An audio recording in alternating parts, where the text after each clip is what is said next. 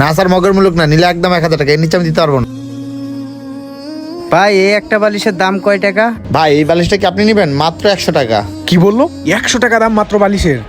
আচ্ছা ভাই ঠিক আছে, তাহলে আপনি আমাকে 4টা বালিশ বাইন্ধা দেন। ঠিক আছে ভাই, আপনি দয়া করে কষ্ট করে ভিতরে বসেন, আমি 4টা বালিশ বানতেছি। আচ্ছা ভাইয়া বান্ধেন। কি রে, তুই একই বালিশ একটা আমার কাছে 1000 টাকা চাইলি, আর একটা হের কাছে 100 টাকা চাইলি। যাই হোক, তো সমস্যা কি রে? আর আমি তো বুঝলাম না ওনার বালিশ আর আমার বালিশের ভিতরে তফাৎটা কি? হ্যাঁ দেখেন স্যার, এত কিছু আমি বুঝি না, আপনি যদি নিতে চান এক একটা বালিশ 1000 টাকা করে। আচ্ছা ভাইয়া, যে বালিশ আমার কাছে 1000 টাকা বিক্রি করলেন, সেম বালিশ ওনার কাছে 1000 টাকা চাচ্ছেন, ব্যাপারটা কি? আমার মনে হয় ওনারা যে বালিশ নিবে সেই বালিশগুলা কি খুবই স্পেশাল নাকি?